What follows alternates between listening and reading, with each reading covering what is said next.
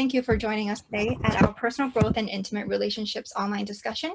This discussion is for our Coursera learners of the course Arts and Science of Relationships, Understanding Human Needs. We have people from all around the world, so thank you for taking the time to be with us. I'm Crystal, the organizer of today's event, and I'll be the host today. So I'm very happy to see you all again. I hope you enjoyed today's discussion. So the last time we did an online discussion was May last year when we talked about strengthening relationships during the pandemic. We will send you the link to it at the end of today's program. So if you want and are interested, you may watch it in your own time. Freeman and Roland will be monitoring our chat box all throughout today's discussion. So if you have any questions, you can ask them or just look out for their messages in the chat box. This time we also have hundreds of learners who registered and sent questions to us. I've gathered 4 most commonly asked questions, and volunteers from our discussion prep team will ask them later. Although we cannot discuss all questions today, please feel free to raise them during our Q&A session or discuss them with one another during the optional 20 minutes discussion at the end of today's program. So without further ado, let's welcome our course professor and the founder of SSLD, Ted, to say hi. Hi, everyone. I just noticed that there are more people introducing themselves. So we have people from Lebanon, Egypt, Malaysia. I'm sorry, I probably won't be able to cover every country. Please excuse me if I didn't mention your country, El Salvador. And other people are still entering. So we had a similar event last night, Toronto time, or this morning, Asian time, and we are dealing with people coming from different time zones. This is actually the most gratifying part for me for this program, because not only are we able to share some of our views regarding relationship with people who live in very different cultures, different societies, under very different circumstances, and I want to thank everyone for those who have communicated with us, posted on the discussion board, and raised questions with us. And some of you, I understand, have also reached out to us wanting to do more. I just want to say that we are very encouraged by this course, and some of you may know, for those people who have joined our Facebook group, and I just want people to know, if you want to join our Facebook group, you can either just look for us, look for the SSLD Global Network on Facebook, and then for people who are already on there, you already know that this course is actually growing very rapidly. Actually, especially during the COVID period, our enrollment rose from over 30,000 to now close to 140,000 enrolled learners. We have, I think, over 750,000 visits throughout the history of this course, and we have people giving us overwhelmingly positive feedback. And Crystal has been assisting me in staying in touch with people, channeling them to the various SSLD learning opportunities. I understand that there are helping professionals as well who have taken this course, and we just heard that we have a relationship coach and a graduate student in clinical psychology, and people who may also be mental health professionals. I just want to say this, SSLD is a growing system for people who are interested to learn more about the system beyond the Arts and Science of Relationship course. You can get in touch with us. We have an online program on YouTube. We also have, as I mentioned, a Facebook page, and then we also have other online resources. If you want to proceed to get certified as an SSLD practitioner, you can also do that. The first thing you can do is to visit our website. and there is a button for you to click on if you want to become a certified SSLD practitioner. So I think I would just like stop here per my introduction, and I want to openly acknowledge Crystal for getting this organized, and she runs a very tight schedule, so I would love to like follow her schedule, and I'll stop here. Thank you, Ted, for that. Yeah, because our program today is 1.5 hours, so I want to make sure everyone has time for discussion. And for introductions, we actually have more members from our prep team. We have Thalin, Gregory, Andre, Devashish today with us here today, and I would like to invite them to say hi if they'd like, and to introduce themselves. So whoever who can start first. Hi. Gregory from the Netherlands. Nice to be here. Thank you. Welcome, Gregory. Thank you. Thank you. Hi, I'm Andre. I'm really happy to be here and to be part of this discussion. I can't wait. Thank you for being here. Hello guys, I am Devashish Gupta. I am from India. I am 23 years old. I am currently working in a software company. Actually, this is my first time in something like this. Like I've never been into personal growth and this type of program. So it's new for me. It's nice to meet you all. Thank you for joining us. Nice to meet you too. Yeah, so from our U of T, University of Toronto team, other than Roland and Freeman here, we also have Zainab here today. She's a graduate of the Master of Social Work program at our university, and she has previously held an online discussion for marginalized women and the Muslim community on the topic of cultivating healthy relationships. And Zainab, if you want to say hi. Hi, everyone. Really nice to be here together today, and thank you so much for coming. Thank you so much. Thank you. So now I just want to let you know that before we begin, the session is recorded by the host, and we have a confidentiality/privacy statement, and I'll read it to you now. The webinar session is intended for educational purposes only. The session is open to our MOOC learners, including to people who are not at this meeting today. While participation is encouraged, please be mindful that any information you share may be accessed by an audience that we do not have complete control over.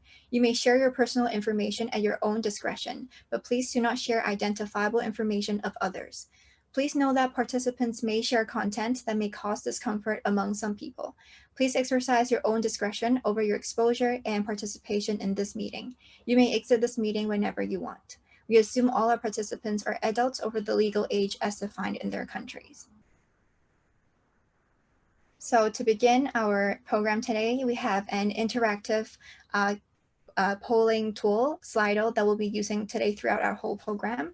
The first warm-up icebreaker question is to use one word or a short sentence to summarize your expectations for today's event. So to answer this question, please, you can open up your web browser and go onto this link. It's a Slido website link. And Roland will be sending out the link in the Zoom chat box. So you can find the link in the chat box too. And let us know what you're feeling right now. What are your expectations? What do you hope to gain from today's session?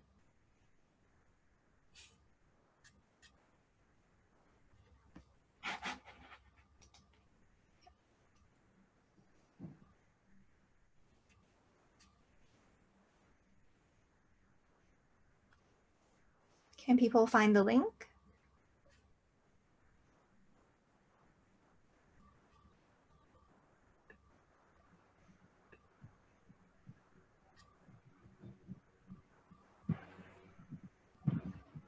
Great, we have responses coming in. So people are excited to learn. People want to connect with one another. People are grateful and excited. Thanks for the heart. More information on relationships. I'm sure we'll learn more today too.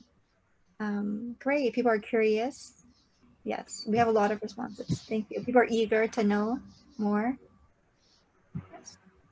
Inspiration, intimacy, amazing. Great. Yeah. yeah, we hope to inspire and connect with one another today. So yes, I look forward to today's discussion. Thank you for responses. So we also have a second question for you. It's the same link. If you can see the second question, we want to try to get you thinking about today's topic. Maybe use a short sentence or one word to briefly describe how you feel about personal growth in intimate relationships. Have you had positive or not so positive experiences? Have you been disappointed? Have you learned or developed personally? Feel free to share and let us know what you think about this topic. Yes, it's the same link. So you should see the second question popping up.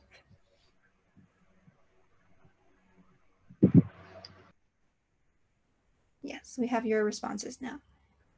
Yeah, people are satisfied. Some people have been not so happy. People want to learn more. Yes. Some people have been struggling. Some people have felt stuck. People have grown up a lot too. Yes. A must-have, essential, yes. Yes, those topics are very important to us. Yeah, so we'll hopefully dig in more into those discussions, those topics, and discuss more. So yes, thank you for all your responses again. Difficult, happy. So we have both sides of the coin here. People have been feeling positive, some people not so positive. So yes, thank you for responses. Okay. And this is the agenda for our discussion program today. We have gone over the introduction segment, and now next we'll have a presentation by Tad, our professor, on today's topic, personal growth and intimate relationships. After that, we'll have an open discussion.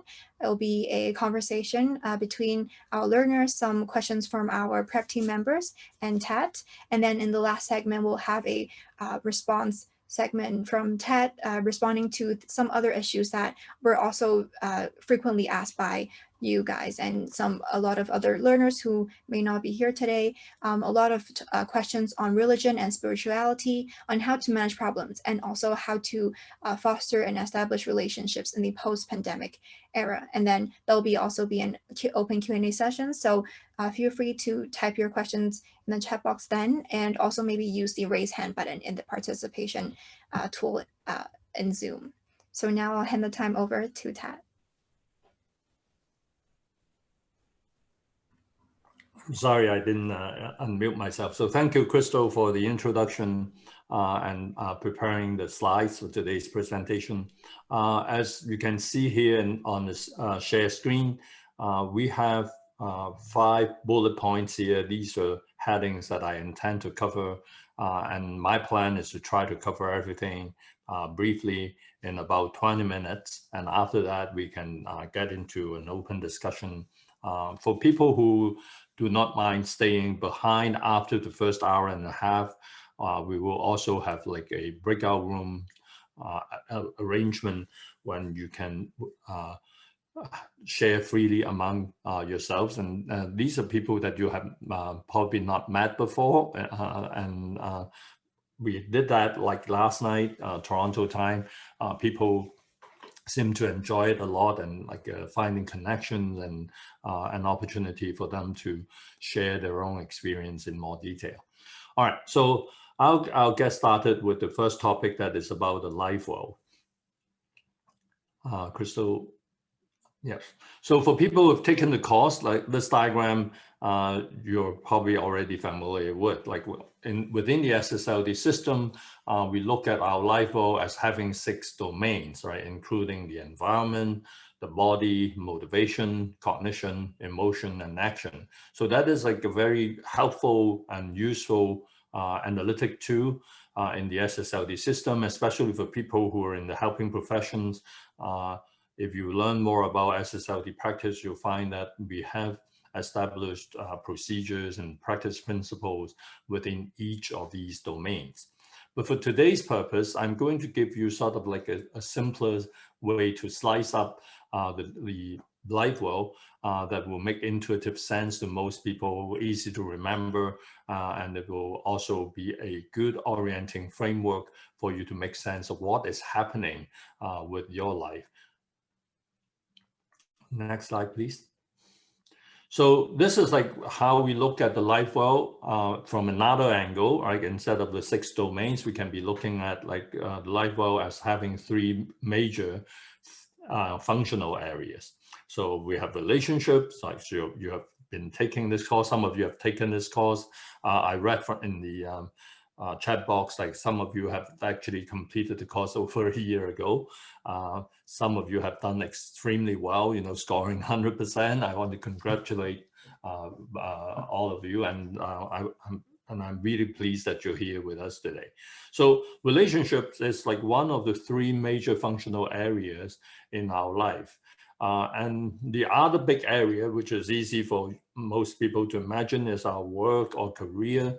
We sometimes use the concept of occupation to refer to it, and we're using this in a very literal sense in the English language. So it is anything that you're occupied with. Like it doesn't necessarily involve payment or income. Say, for example, some people have quit their job and take care of their aging parents on a full-time basis.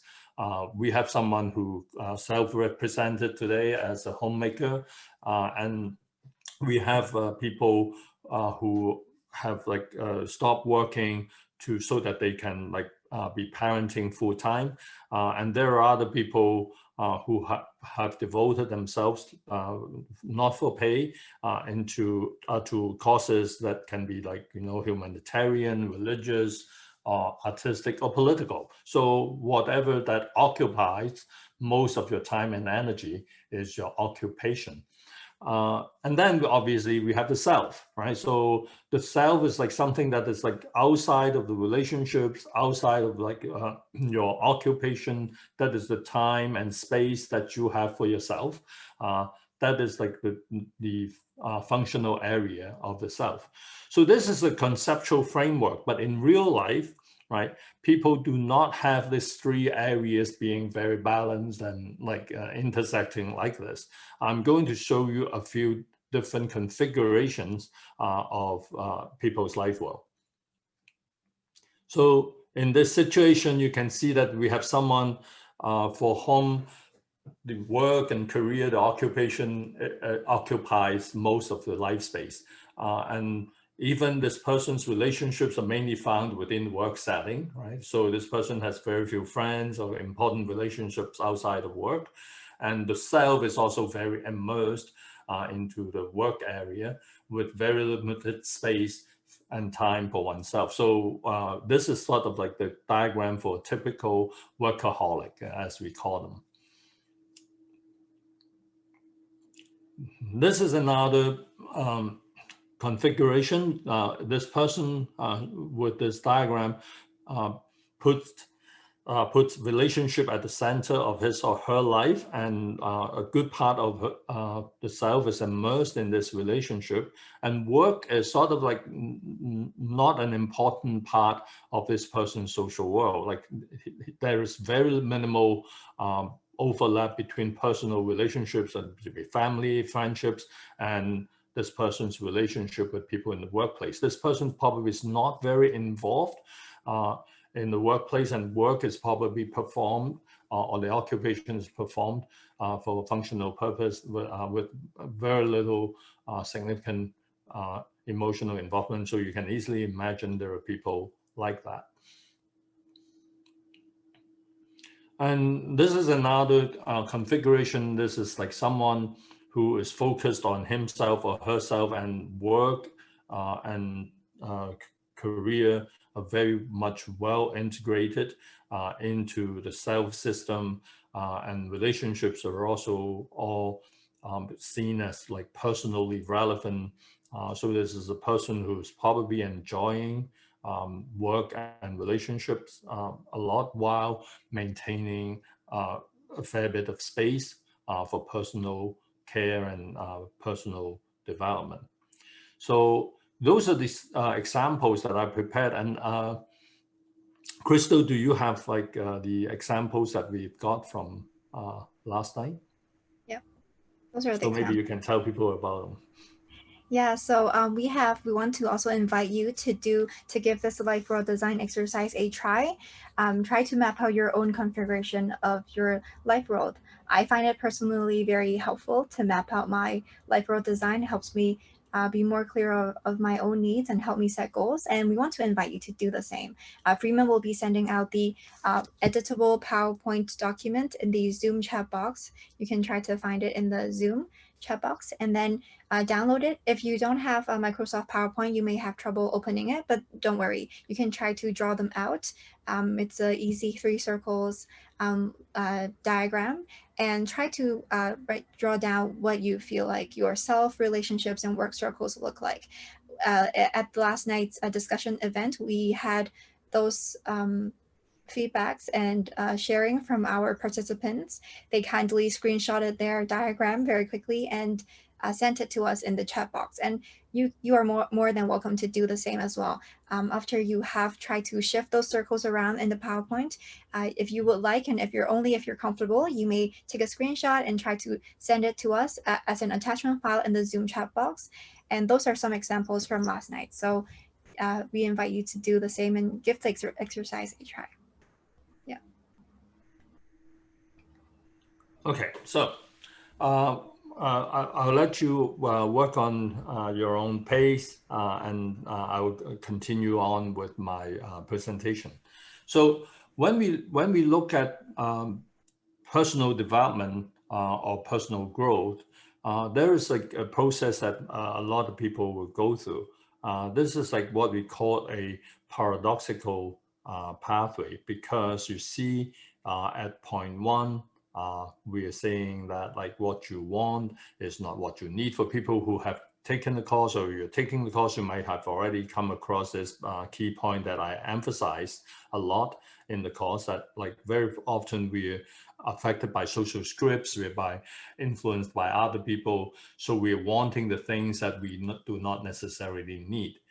As part of the personal growth journey, an important step is for us to discover and understand the needs that are actually central to our being. And that process is extremely important. And once we got a good understanding of what our needs, and not easily confused or misguided by people telling us what we should want, we will be able to get to step 3, where we will be able to address our needs in a sort of like more clear-headed, rational manner, also paying due regard to our circumstances, characteristics, and capacity. For people who have taken the course, right, that is your N3C assessment, if you remember, right? And when we've got that, we will be able to examine our needs with reference to this 3 C's, and we will arrive at a better position that is like, then we will be wanting the things that we really need, and our characteristics, our value systems, our preferences will be well integrated into what we want. So we will come to stage 5, where we will be experiencing a kind of congruence between our want and needs, which is actually not a good place to be in. Next slide, please. And when we look at like the question of like, what is the relationship between having a relationship and personal growth? There are a few possible scenarios. The first one is that like sometimes changes in the relationship will trigger a quest for personal growth.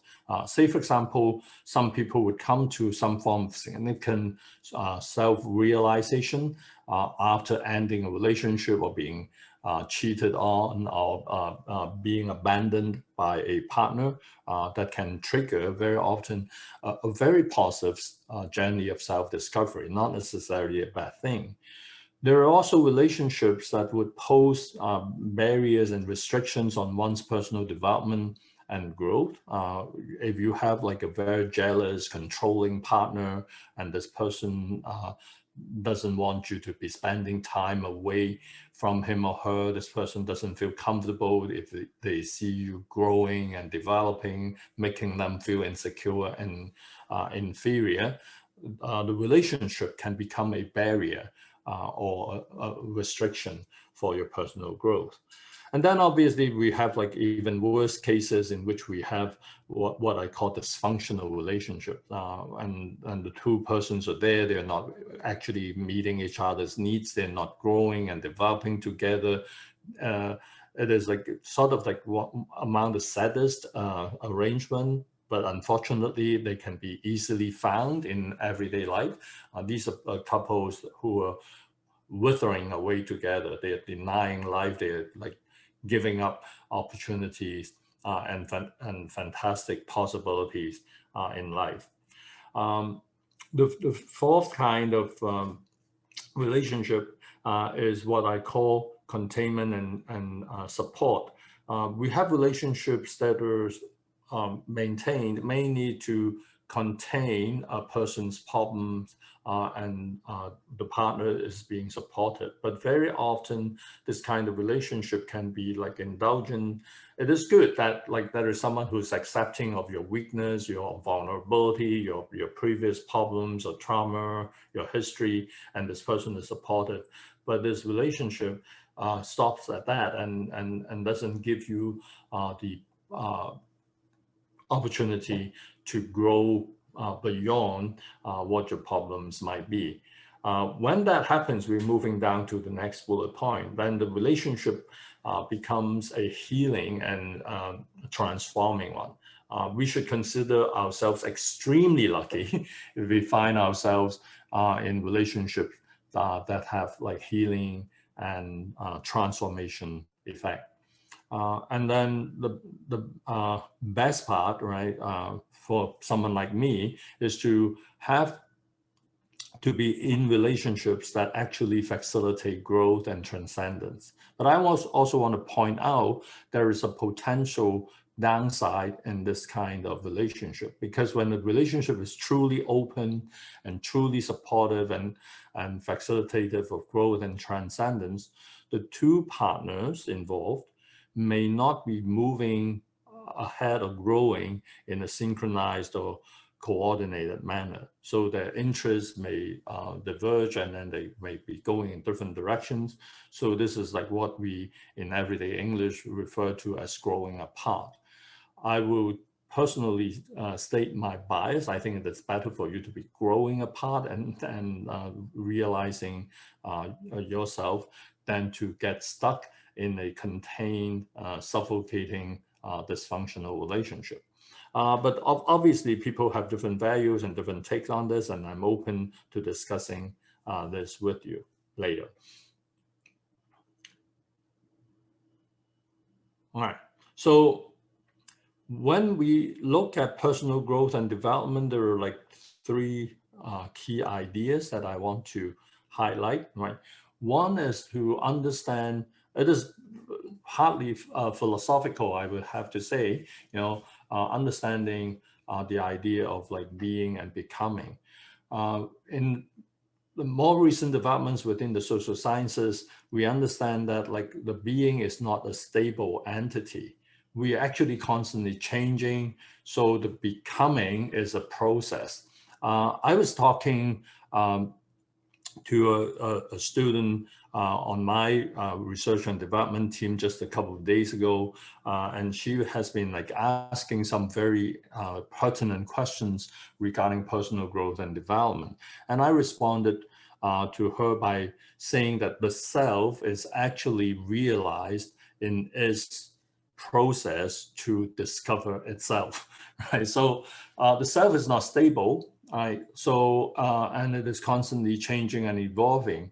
And as you try to understand and discover the self better, the process itself will help to fashion, to configure, to develop the self. So the self is actually realized when you're trying to discover, to understand it.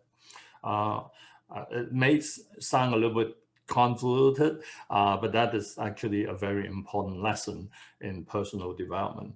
So the other concept here in the second bullet point, people are already very familiar with. If you have any background in humanistic philosophy or humanistic psychology for that matter, you understand that self-realization is something that people value. But I just want to tell you that what is going to be realized is not necessarily something that is already there, that is given.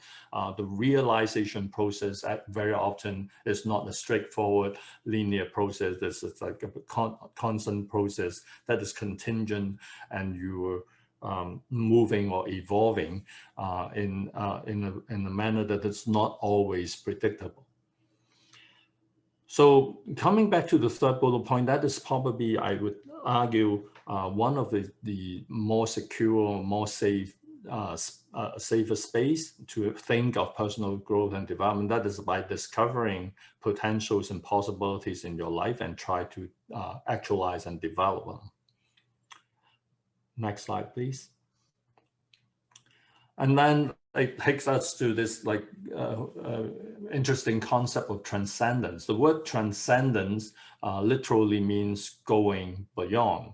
And what are we going beyond? We're going beyond our limited imagination of ourselves, right? So how do we imagine ourselves is actually very heavily socially conditioned by the society we live in and by the culture that we adhere to. And being able to go beyond it is not easy. Well, first of all, we need to be open to possibilities and alternative constructions, and it often involves taking some risk, right? People may not like you for what you do. You may what you truly believe in, what you want your life to be, may not be acceptable to other people. In order to become who you are, you need courage. So, like, this is like well articulated by Protestant thinker Paul Tillich, who came up with this idea of the courage to be, right? So in order to be, right, to be truly who you are, you need courage, and this courage is central, and it involves risk. So when we talk about transcendence, we often like going beyond the common sense world, and when we do that, right, the courage to be always entails the courage to be different. So you're not afraid of being different than your peers. You're not being afraid of like not being the same as everyone else, and you're able to pursue your own path. If you look at like pilgrimage stories of people who have like started their own spiritual journey or do something amazing, very often it involves like moving away or deviating from the norm of society. So like Buddhism, which originated from India, have like the story about the Buddha like leaving his family and his like comfortable life and moving into a journey of self-discovery. A German writer, novelist, has captured this like beautifully in a short novel titled Siddhartha, and I would encourage people to read it. I probably belong to an older generation than most of you here today. There is a cult classic for my generation, which also portrays this kind of like transcendence, like going beyond one's like limited, restricted social world. There's a cult classic novel titled Jonathan Livingstone's Seagull, which was published, I think, over 40 years ago when I was like a young person. And there was also a story of transcendence and spiritual pilgrimage using a seagull, Jonathan Livingstone, as an example of the seagull who's sick and tired of like, picking food in garbage heaps and wanted to do something that is more beautiful and more fascinating. And then he went on a journey and became Jonathan Livingstone Seagull. So when you do that, it is not easy because like you may think of it as like transcendence and personal growth, but it also entails loss. letting go of something that might be important to you, leaving things behind. And that is probably the cost that you need to pay for you to arrive at the other shore. So this is like a spiritual journey that I personally would recommend for people who are inspired to take it. And it can be fascinating, liberating, and by the end, you will end up feeling better about yourself and finding yourself in a much better place in life. So next slide, please. Yeah, so I have covered these key points and giving you some highlights like on what I think in regard to relationships and personal development. And now this is the time for you to listen to some of your co-learners, and I have to thank Crystal again for getting this part organized. No problem, my pleasure. Thank you, Tad, for that insightful presentation. Now we will have our open discussion session. Those are some questions that that a lot of our learners have asked. This question is by Thalin.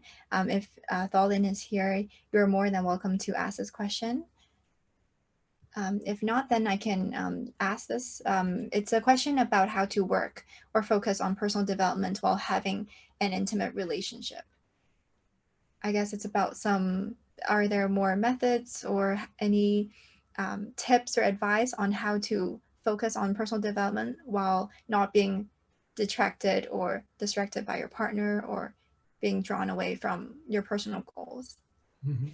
So thank you, Crystal. Is Stalin here today, or should I just respond to the question? I think you can respond to the question. Okay, thank you. All right. So I would say that, like, as I pointed out earlier, there can be like multiple patterns between our intimate relationships and our personal development. Some relationship can actually be conducive to growth, and it will be wonderful, and you can consider yourself exceptionally blessed if you can work with a partner and then you are supporting each other's growth. But more often, that is not the case. And we have people negotiating the tension between, like, should I be like allowing myself to be who I truly am and become the person that I'm capable of becoming, instead of like being tied down and bound to a relationship. There is no easy answer to this. Like, some of us value the relationship, the bonding. Some of us like value things like loyalty, and like even the other partner is not growing or cannot catch up with my personal development. I do not want to leave this person and just like move on and do my own thing. The Buddha story that I referred to, right? Like, you know, the Buddha actually left his family and like went on his own pilgrimage. But there are some of us who are thinking that, well, can I be of help, right, to assist and facilitate my partner to also grow?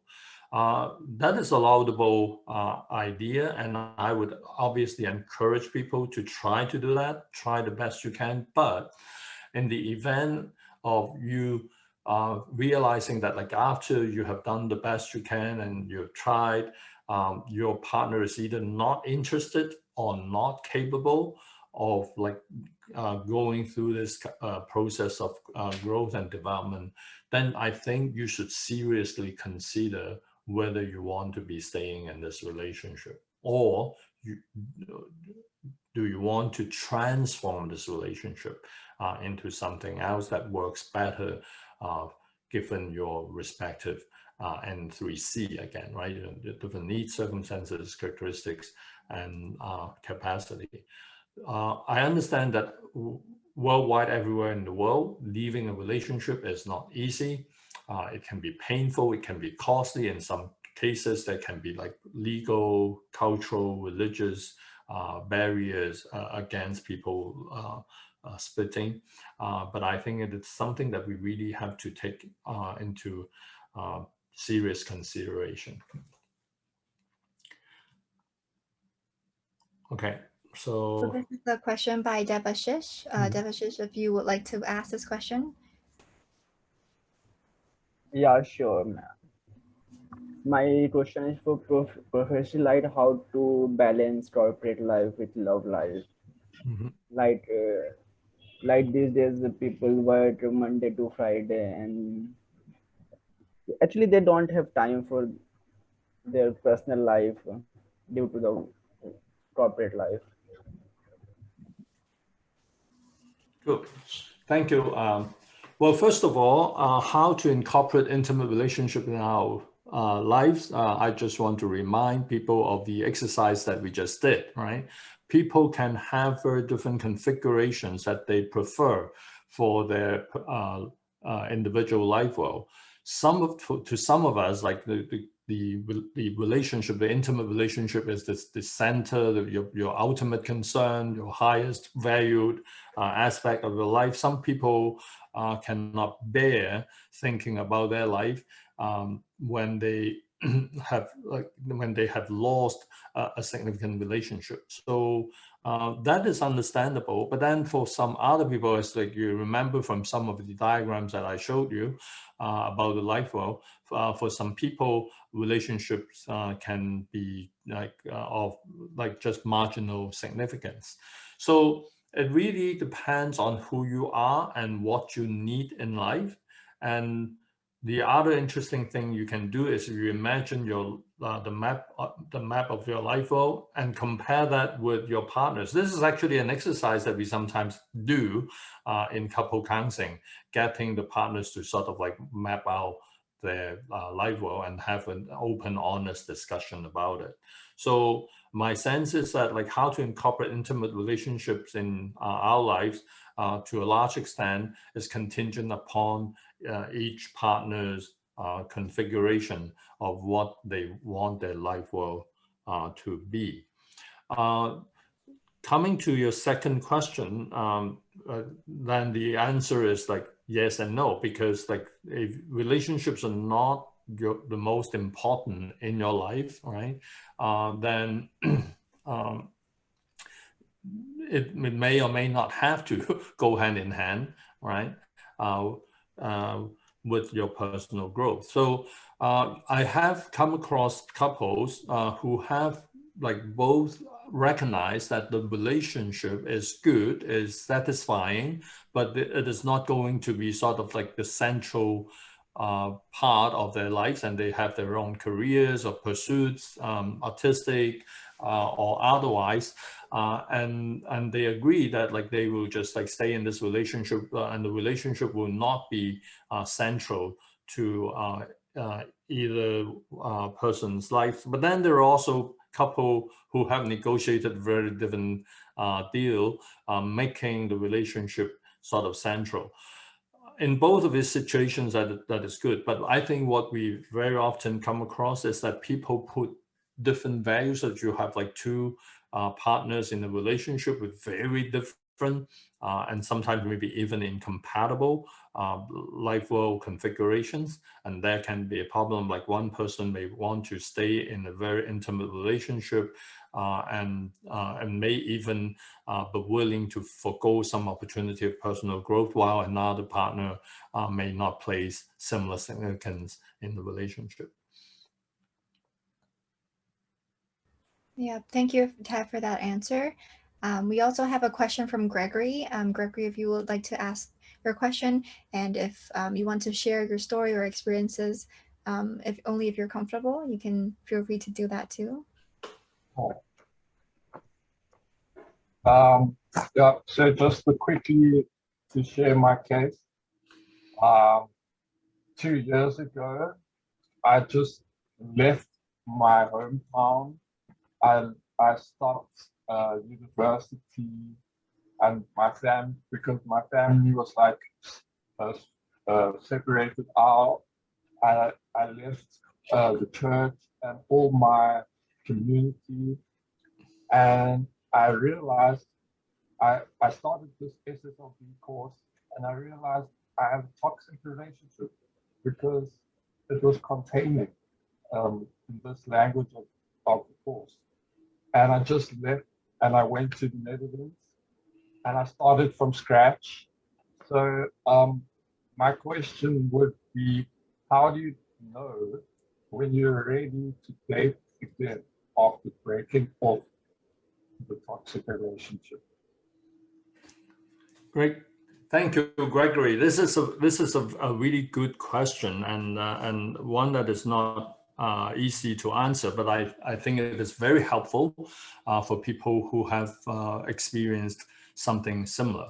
First of all, I think it's like wonderful that you are able to recognize a toxic relationship. I'm also pleased that taking the course did help. It is important for us to understand that when a relationship is one, not meeting your needs and not meeting the needs of your partner, two, it is not conducive to growth and development. You find yourself trapped in a situation, and you may even find yourself deteriorating in that, further into the relationship, you find yourself not really liking yourself. You think you have this nagging feeling that I could be a better person. I am doing things and saying things that I'm not proud of. These are signs of a relationship going wrong and not working out for you. And being able to break from it also requires a lot of courage. Some people got trapped in relationship like this for decades. That is really awful. It is a waste of life and also very detrimental to your personal development. And even if you're thinking that by staying here and being loyal and it might be good for the partner, in my experience, it actually in most cases it doesn't work out that way. The partner is not benefiting. I have some really awful stories about mainly women, unfortunately, because we live in a gendered world, who stuck on a relationship that is dysfunctional and putting up with a lot of negative experience and ending up, when they hit 50 or when they're older, they suddenly got this partner to turn around and say I'm divorcing you, I'm leaving now. So being able to leave a toxic relationship is a blessing. This is what I can say. But what is important, Gregory, in your question is so how, after that, we feel damaged, we feel hurt. Some of us may actually be traumatized by this breakup or termination of this relationship. In my book, Learning to Change Lives, upon which the course is based, I talked about and compared termination of relationship to grief, and it's something has died or someone important has died. It is very similar to a grieving process, and we need to deal with termination of relationship and then transformation. So there are a few important concepts here that I want to draw people's attention to. First one is emotional regulation. So we have to recognize that the breakup or whatnot will have negative impact on our emotional experience. It is not unusual for some of us to experience anxiety, panic, and depression is obviously a feeling that a lot of us have experienced as a result of breakup. And then there can also be anger, resentment, and guilt. And in some cases, some of us may even experience shame. And then for some of us, we may experience a tremendous sense of jealousy and loss. What I want to say is that be very honest with your feelings. There's nothing wrong with you feeling any of those feelings that I just described. You're just being human. These feelings are natural. What is important is for us to learn to manage them, right? So I don't have time today to give you a full lecture on this, but Crystal can later direct you to the self-learning tools on our YouTube channel. And there is actually, she also has prepared something for today's session, some sharing with regard to what we talk about in SSLD as emotional work. Being able to regulate our emotions so that we are in better control. So we are not afraid, we're not ashamed of our feelings. We can own our feelings and we can process them, will get us to a better place. So when you're emotionally in charge, right, you're in a better place to start negotiating relationships.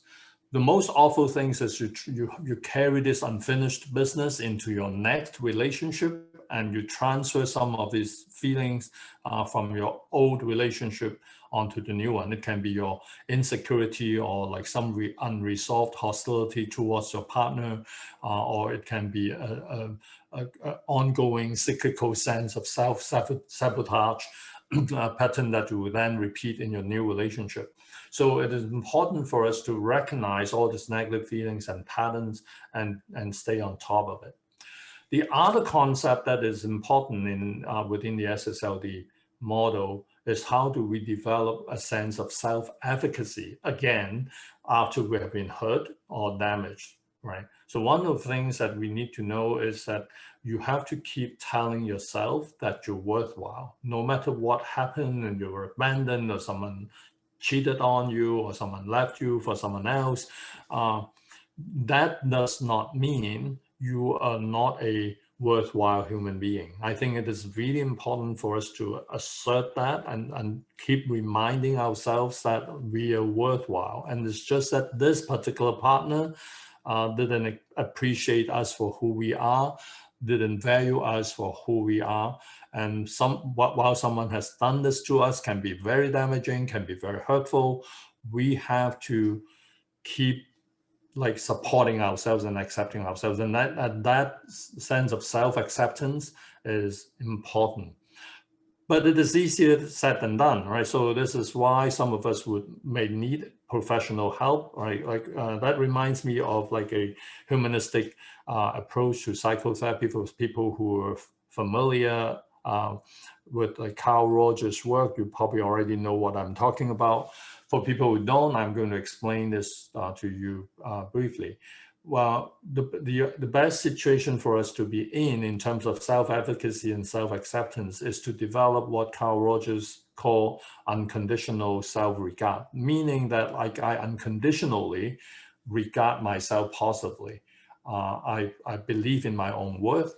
But how is that going to be achieved? Well, the best way for you to achieve unconditional self-regard is for you to be in a relationship in which the other person is extending to you unconditional positive regard. If you cannot find it in an everyday like friendship or a close relationship or family relationship, you may be able to experience that in a professional relationship through counseling or psychotherapy. So that is like one of the most attractive ideas for me personally as a psychotherapist, to be able to communicate this unconditional positive regard to people I work with, so that in the process, they will be developing a sense of unconditional self-regard. So that would be ideal, right? But can that happen in everyday life? The answer is yes, but you have to be really lucky, right? So sometimes people will just have a very close buddy or friend who will be there for them, who accept them unconditionally. And having someone like that in your life is truly a blessing. And so my very practical recommendation with regard to Gregory's question is like, try to hang out with people that you have a positive experience with, people who are supportive of you, people who understand you, people who are willing to do things together with you. When you're making a transition from one dysfunctional relationship into what is hopefully a better one, I think it is important for you to stay in touch with like positive people in your life, and having friends and having people who can support you, like family members, co-workers, community members, can be extremely helpful. And I think it is a difficult question to answer, like, so when do I feel that I'm ready? Like I'm giving you like probably not the answer you expect, Gregory. My sense is that you will know, right? You have a sense that, okay, now I'm ready. And when you're in doubt, what do? I don't recommend people to totally exclude themselves. I do not recommend self-isolation. I recommend incremental steps.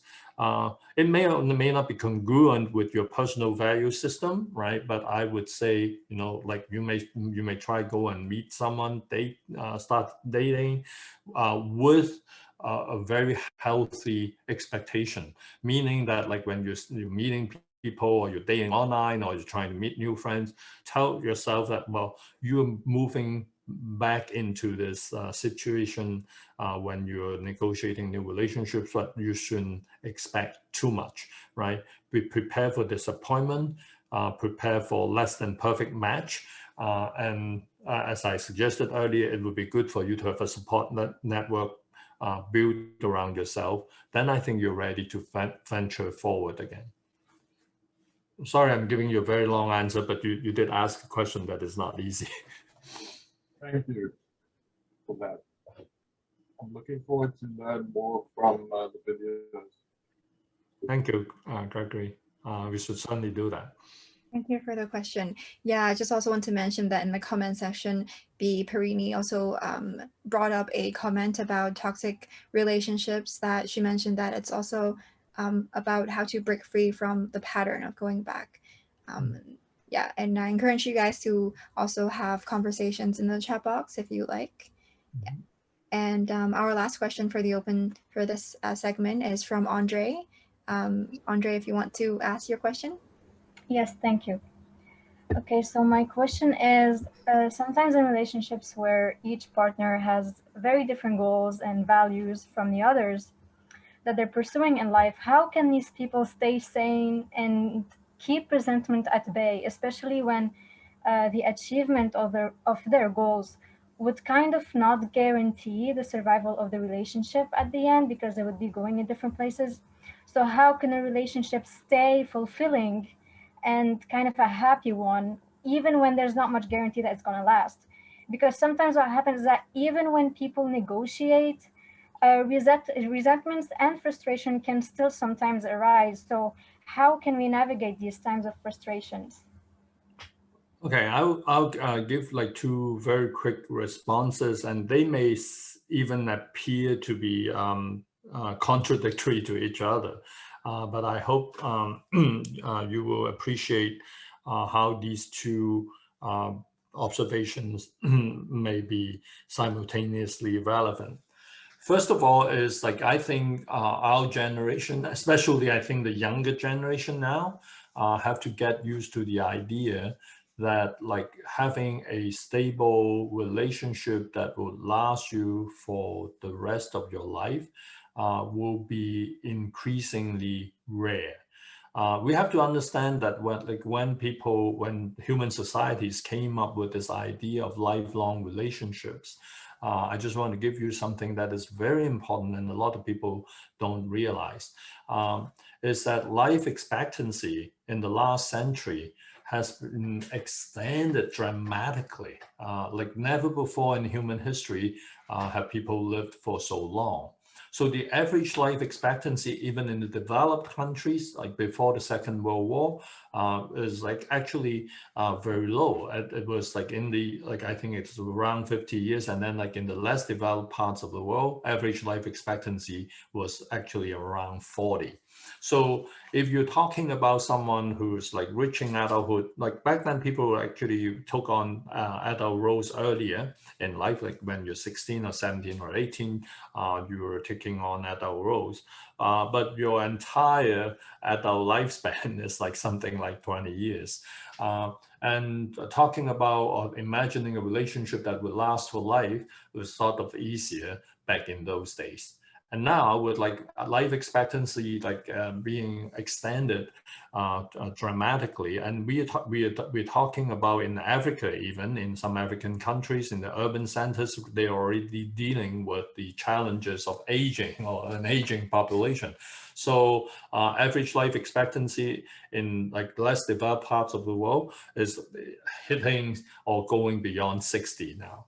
So with this, like what I can tell you is that with this very simple demographic fact, we have to expect people going through more than one intimate relationship in their life course compared to like the time when we only had like 40 years to live.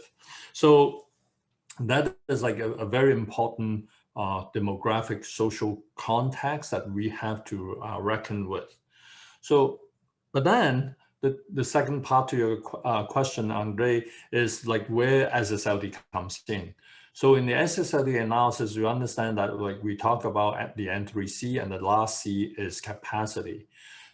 Capacity to accommodate, to deal with difference is an important aspect of relationship. And this is like part of the ideal that I have when I created this course. I hope that by people by taking this course can expand the capacity to manage relationships better and more effective. And part of that is the ability to deal with difference. So if someone is like interested in something that is different than mine, someone has a very different value orientation, someone is like interested in activities that are different than mine, how can I deal with this difference? That is like a central piece in the SSLD thinking, and I think some of you probably would still remember there are modules in the course that we examine the idea of difference. So, but there is like an important observation that I need to make here. My general strategy is like, you know, start off by understanding the difference. Very often the difference is just superficial. And if you go deeper into the difference, you will be, very often you'll be able to find commonalities between your experience and your partners. Well, if you're talking about, you know, extreme specific cases, like, you know, he prefers spicy food and I don't, right? And can we strike a compromise? Well, the answer is yes or no. Like one of the things, of course, is to have different dishes, right? Or like have more options so that each can choose his or her own preference. So that is like, I would say, an easy enough difference to deal with. Let me give you another example. I once worked with a couple with very different class backgrounds, where the guy came from a very wealthy family. The woman came from a very impoverished, struggling family, at least financially. And so when they talk about the childhood experience, and like when they talk about issues like money and their expectation for the children, there's all sorts of conflicts. So what happened in couple counseling is I got this couple to go back into their childhood experience. And when they share what are the things that are most rewarding, the things that are most frustrating, the positive and the negative experience that they had as children, they gradually realized that it actually had very little to do with their class status and the amount of wealth. And it's about people not understanding the needs, people not taking them seriously, people not valuing them. And then the positive experience, the common themes you'll find is that they find that they're expressing or developing, articulating valued aspects of themselves. So that exercise helped them to appreciate that, like, you know, there's at a deeper level, there are like more shared experience and shared values and shared interests between the two of them than what they see on the surface, right? You know, like consumption patterns, and, you know, like preference for food and clothing and things like that. So there is a strategy in SSLD, and especially in SSLD informed couple counseling, to get couples to try to appreciate what can bind them together beyond the superficial differences. Okay, thank you so much for this insightful answer. Thank you. Thank you for your question. Thank you. Thank you to you all. Thank you to Gregory, Andre, Devashish, and Tholin's question. Now we will move on to a open Q&A segment and also response to other issues. Before we go into these topics, I see that in the chat box, there are some other questions for Tad, and maybe I can read them out just to address those questions first. Yeah. So I think Ran asked a question that is it possible to shift from work self-centered to relationship-centered? And I guess that's referring back to the Lifeworld design diagram. Yeah. Okay, thank you. So maybe I'll quickly respond to that one first. Well, first of all, if you look at your own life and imagine yourself at different stages of your life and ask yourself, like, what do the configuration or the desired configuration of my life will look like? It probably will change over time in through your life course, right? So I am an older person now, and when I look back, like I think when I was younger, I probably would have like put more emphasis on my career development and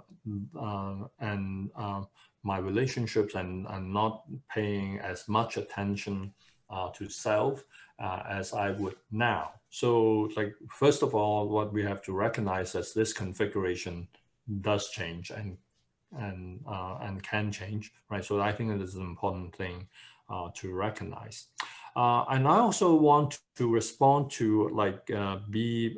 Perini's comment in the chat box, because it also relates to the second bullet point that I have here. That is like, I just want to remind people, these are actually questions that Crystal has gathered from people who responded to our call for today's meeting. So one of the things that I'm probably more influenced by a few people who came to me for either consultation or for help, or some of these are not my professional clients. These are people that I know in my life, like co-workers and people. And I actually have also communicated with someone who took this course and who reached out to me, talking about a relationship which I would consider very disturbing. And then later on, just within the last few weeks of my life, I've come across quite a few people that is really disturbing. And these people were trapped in relationships in which, like, one partner has more power, and this person is controlling, and the partner is like almost constantly undermining the confidence and this self-worth of this person that I'm talking to. And all these, and the most disturbing part is in all these situations or these cases, people are not prepared to leave. And one person, like that really struck me, and she was like a previous co-worker who reached out to me, and when I was talking to her, and when I hinted that, well, you know, like, you look at the power imbalance and see how your needs are not met, and how this person is actually undermining your self-concept, she abruptly changed the topic and then quickly hung up, like, not in a rude way, but like, you know, so that was very disturbing to me, because it indicates to me this person is running away, avoiding, escaping from her issue.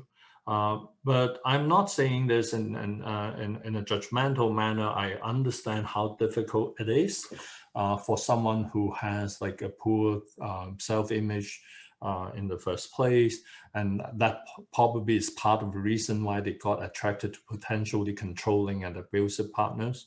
And I have tremendous empathy for these individuals.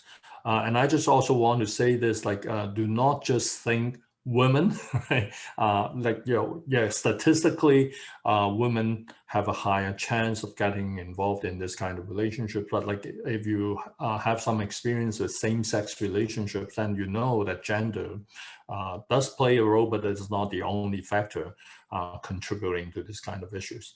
So I'm not going to spend too much time talking about this. I want to refer people to this one case that we have included in the book, Learning to Change Lives.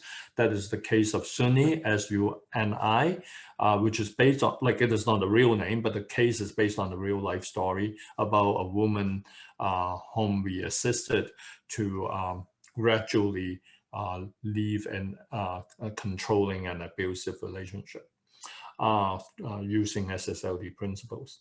So that is what I would want to say about the second bullet point.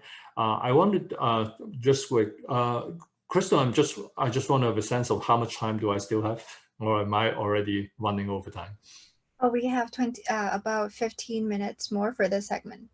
Oh, wonderful, great. Okay, so I can talk a little bit about the third bullet point here. That is like how to build relationships in the post-pandemic era. Yesterday, I was presenting at a symposium organized by the American Psychological Association, and I was commenting on doing online clinical supervision for psychotherapists and counselors during the COVID period. And one part that like we didn't emphasize enough in our course is like a subdiscipline called interpersonal neurobiology. Like one of the things that the pandemic has caused or has created for us, like the challenge, is that it's a very weird combination of restriction on activities and stimulation. And for people who are like in different parts of the world who went through lockdown, right, it is actually a pretty challenging situation. And then there are also things that are happening that took a big toll on the mental health of people. So we are talking about people dying. We're talking about people losing loved ones to COVID. We're talking about people whose livelihood is threatened. We have people who experience loss, anxiety, and sometimes panic, right, depending on which part of the world you're in. So all these challenges make it very difficult for people to maintain their mental health. We have like all sorts of reports now coming out talking about depression, increased suicide rate. Some of these people with like bipolar conditions have like more acute symptomatic manifestations, and then like people have like disturbed sleep patterns, and then people can be suffering either from social isolation. Older adults, for example, with dementia, do not have like a healthy dosage of sensory stimulation and activity, and their cognitive capacity can be further compromised. But then on the other hand, you also have people who are forced to be together. We call this like enforced togetherness, which can also be very problematic. You have like family members who do not like each other, who do not necessarily enjoy each other's families, and they're being trapped during COVID in a confined space. And we also see reports of like increased incidents of domestic violence, child abuse, and all that, unfortunately. And then like suicide rate has also gone up among some pockets. So we have all these challenges, and it is understandable that some people like going through COVID might have a sense of self-efficacy severely compromised, and then there are people who are having a stronger sense of uncertainty and anxiety about the world and about their own wellness. So self-efficacy is compromised, and compromised self-efficacy is usually like negatively correlated with mental health. It is also negatively correlated with success in negotiating intimate relationships. So I have already referred to this earlier on about this concept of self-efficacy when I was answering, I think, Gregory's question. So one focus that I want people to pay attention to, we probably won't have time to get into this in much detail today. I will refer you again to this like self-learning tool on SSLD, focusing on self-efficacy. But I can tell you a thing or two, right, for people who want to get some quick answers and are willing to experiment with like new strategies and skills. Building self-efficacy is at the center of our post-pandemic adjustment. So how do we build self-efficacy? First of all, like I already said, it, you have to keep telling yourself that you're worthwhile. You have to keep telling yourself that there is always something that you can do to make the situation better. And when you try to do that, you can do it in an incremental manner, right? And for people who are familiar with the 6-domain analysis in the SSLD model, you choose the area that you find easiest for you to start working on. Then you'll be able to gradually build your sense of self-efficacy. And then the last point that I want to talk about, this is not the last point in the overall scheme of things. There are still like many other practice principles and points, but like, I only have time for so much today. So the last point I want to emphasize here today is like the principle of incrementalism, which is like a safe and effective way for us to achieve better self-efficacy. So incrementalism refers to like setting up small steps for yourself. Like in everyday English language, you must have heard about it, people asking you to take baby steps, which is like generally true. But make sure that like you spend more time and energy focusing on making the first step work. And when you experience setback, this is like more important point. Like you may have like designed beautiful baby steps, and then like you may be successful with the first one, and then the second one, and then the third one, like you experience some setback, and then you give up.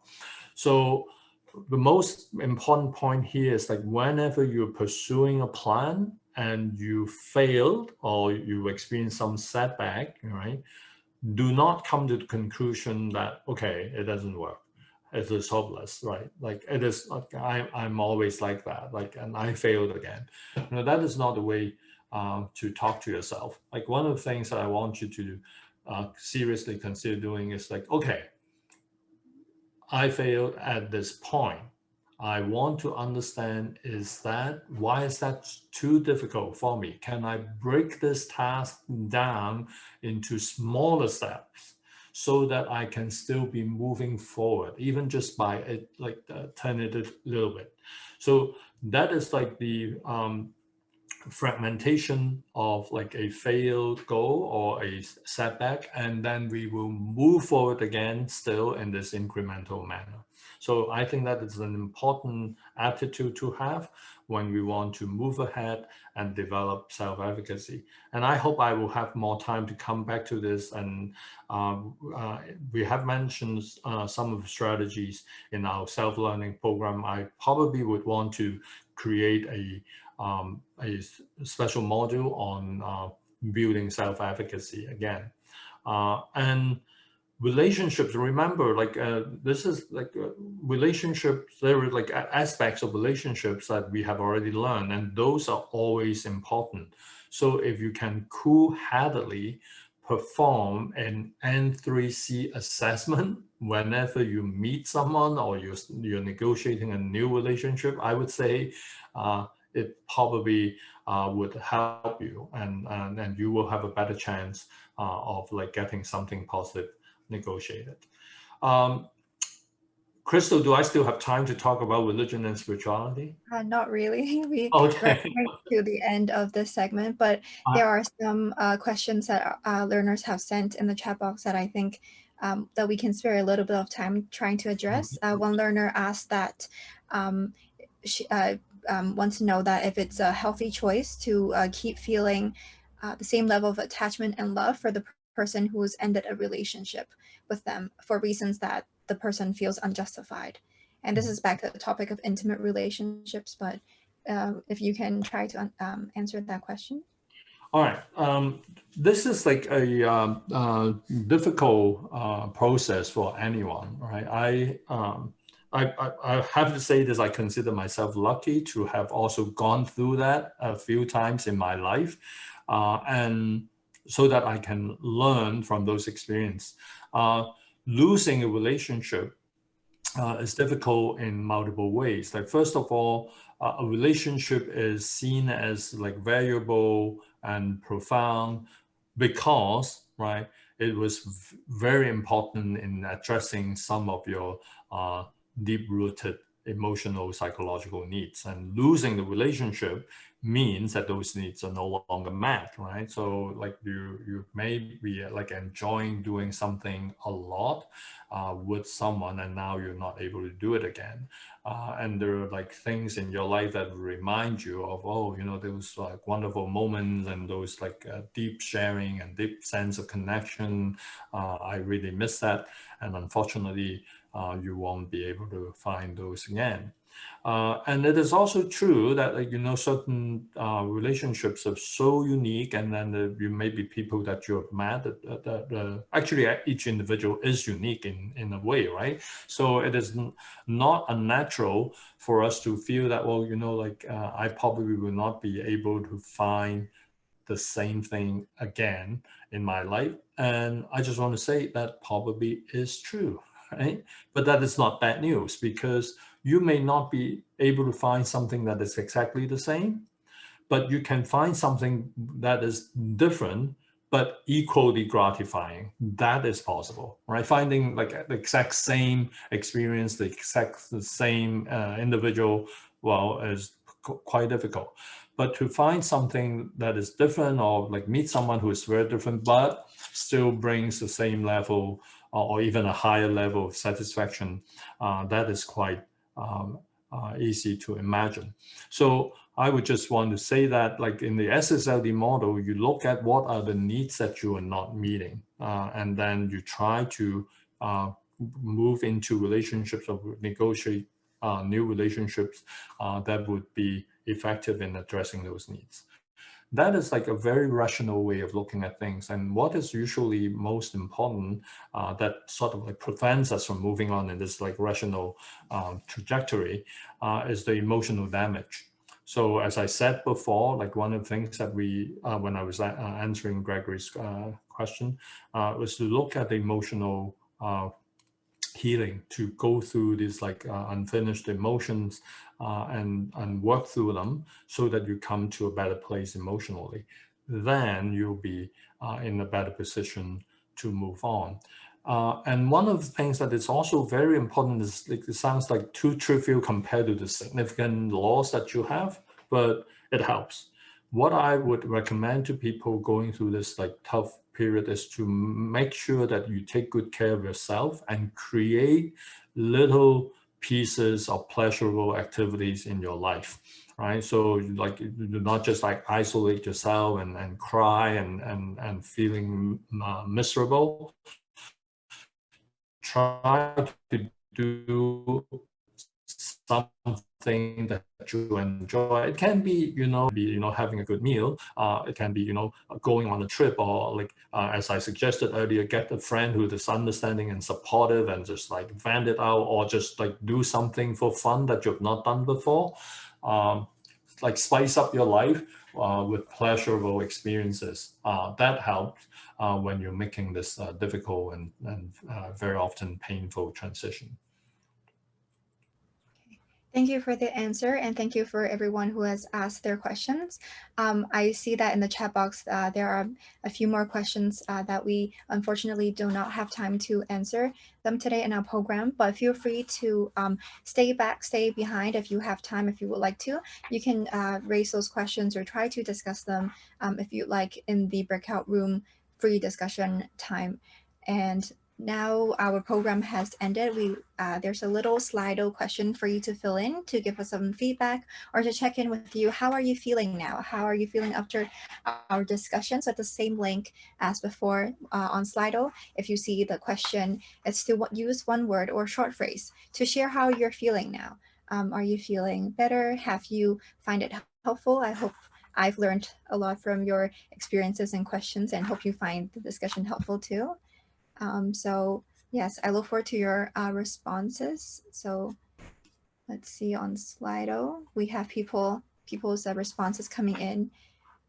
Yeah, I'm glad to hear people are feeling hopeful, enlightened, find it informative and helpful, interesting, connected, hopeful, grateful, great. Yeah. The time of the program wasn't long enough to answer all questions, but feel free to stay behind if you would like. I'm glad people enjoyed today's session. Thank you for your answers. Before you go, we have an information package for you. It's a online document where you can find more SSLD resources and information on the topic of today, personal growth and intimate relationships. And on there, you'll also find Tad's YouTube channel, which where you can find the program that he has mentioned, SSLD self-learning program. In the program, Tad goes into detailed depth about key concepts in SSLD and topics such as emotional and behavioral changes, setting goals, identifying your needs and problems. So feel free to go onto the YouTube channel to look at the self-help, self-learning program. And today's discussion will also be uploaded there in the future. So hope you can go onto those links. Freeman will be sending those links to you in the Zoom chat box. So look out for that. You can click onto the link and download the document if you like. You can find, I know I see that in the comment in the chat box, a lot of you have been asking for books. The book to the course is also in the document attached. You can find a link to it. You can purchase it if you like. And then in the information package, you will also find links to our SSLD Global Network Facebook group. We welcome you to join us there and continue our discussion there. We can always have SSLD related questions there, and we can encourage each other, learn from each other, start discussions there. And then if you have questions or concerns, feel free to email us at our email. It's ssldmooc@gmail.com. So hope you find those resources helpful and you enjoyed today's discussion. So thank you for being here. This is the end of our program. If you like, you can stay behind for an optional 20 minutes discussion. Thank you all for being here.